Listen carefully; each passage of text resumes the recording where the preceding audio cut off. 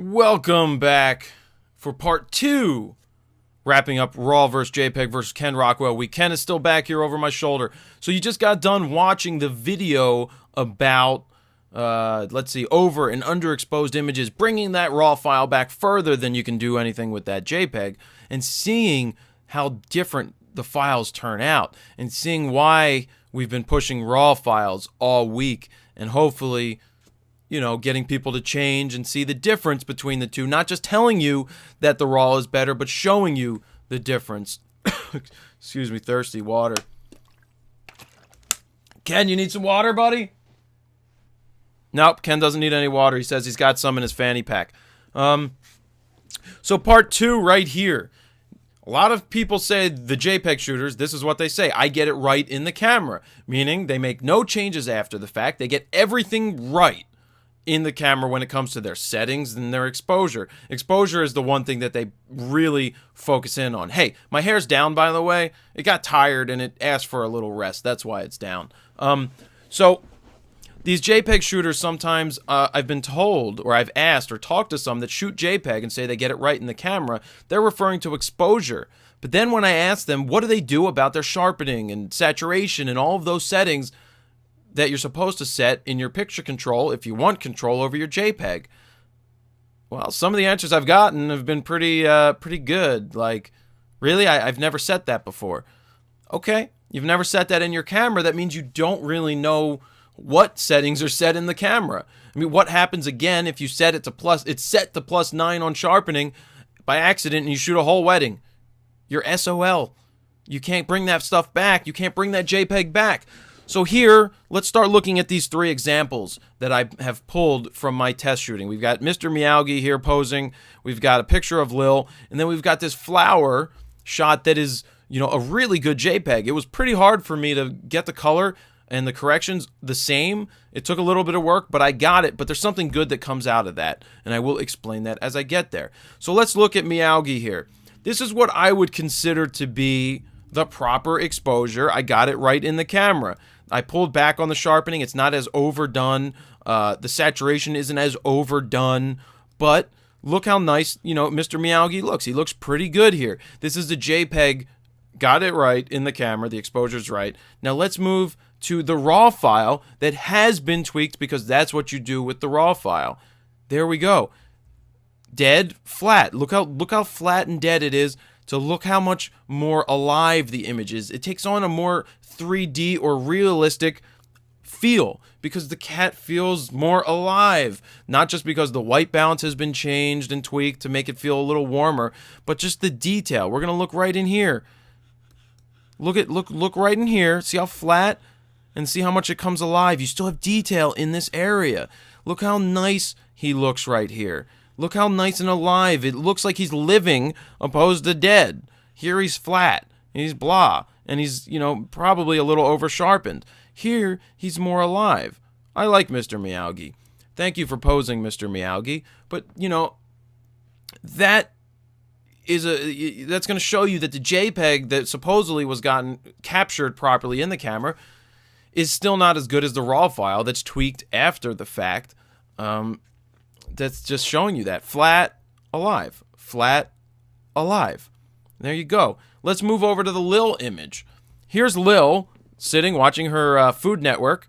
I don't know who was on at this time, but, it looks good. Proper exposure.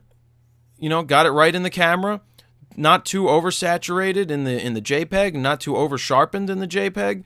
And let's move over to the RAW file. This is before corrections, and let's show you the correction. There you go. Lil just came alive. Look at how much Lil came alive. And yes, these are purple walls, and yes, this is purple carpet. Somebody had a Barney fetish. Not really, I just like purple. Lil also likes purple, so we can blame it on Lil. But look at this. Look how flat the JPEG is that came out of the camera with the corrections already made in the camera. Flat, alive. Flat, alive. It makes it feel alive. It gives some more dimension to the image. And that's something I'm noticing now. A lot more dimension, because I don't shoot JPEGs. I only edit the RAW. I only shoot RAW, so then I don't really get to see what these JPEGs look and see how flat they look. I mean, a lot of my changes is pumping up contrast, but I could even pull back on Lil's contrast, and it's still going to look better than the JPEG file. It still has a more warm and realistic feel. Look up here by the back speaker. See the difference? Gray, and then you have color. Gray, and then you have color. All right, so I hopefully we're putting this to rest, showing you that the JPEG that was supposedly captured properly in the camera is still not as good as the JPEG of the same taken at the same time. I'm going to post all of the RAW, well, I can't post the RAW files up, but I will post the converted RAW files up on my Flickr with the JPEGs that came out of the camera. So I'm not exporting them from Lightroom. They're as they came out of the camera so that you can see them side by side. Correction versus camera. Now the last image is this flower that's out front of my house. It's a really nice, well, nice colors, nice saturation. I think I pumped up the saturation in the JPEG to try to get the picture control right. And then here is the uncorrected RAW file. And this is the correction that I made. See that? There seems to be more detail. It is a little brighter, but look right here in the leaf. This is the RAW file, and this is the JPEG right here. JPEG, RAW. JPEG, RAW. Very similar. You know, look inside the flower. That's the JPEG. That's the RAW. It's kind of difficult to tell the difference. Now, this isn't a bad thing. You know, RAW, you better be able to get it right outside, you know, the JPEG, that is. So what is the point here? Well, for those of you guys who ask, what's the point of shooting RAW plus JPEG? The reason you would shoot RAW plus JPEG, if you really wanted to, you would shoot JPEG Basic as a reference file to see where the camera thought the correction should be. Sometimes it's good to have a baseline to go against, to see where the camera made the corrections and to see how you can make those corrections even better in the RAW file. So I got this file pretty close to what the JPEG said it should be, and then I took it to the next step and made it what I think is a little better. This one is very subtle, but it just looks, look at the background. It looks, there's more separation between the colors than in this. This loses color tones going across. That is your dynamic range. This has more of a range of color, and this has less of a range of color.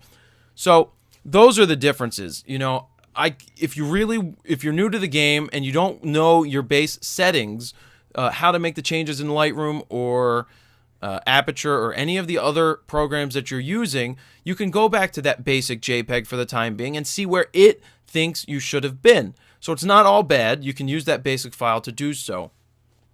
But really, that's about it. That's wrapping up RAW versus JPEG and showing you everything from over and underexposed images to properly exposed images that were captured properly in the camera to show, you know, those guys that say they get it right in the camera in comparison to the RAW file taken at the same time and being able to make it better.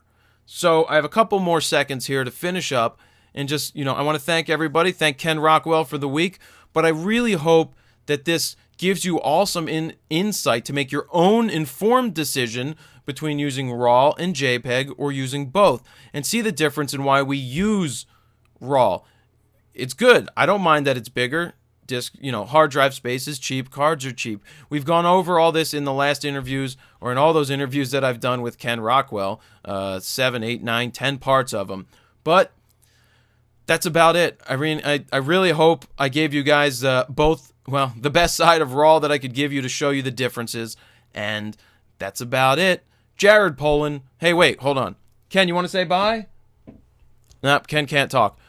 Jared Poland, FroKnowsPhoto.com. Signing off, wrapping up this RAW versus JPEG week. Thank you, and see ya.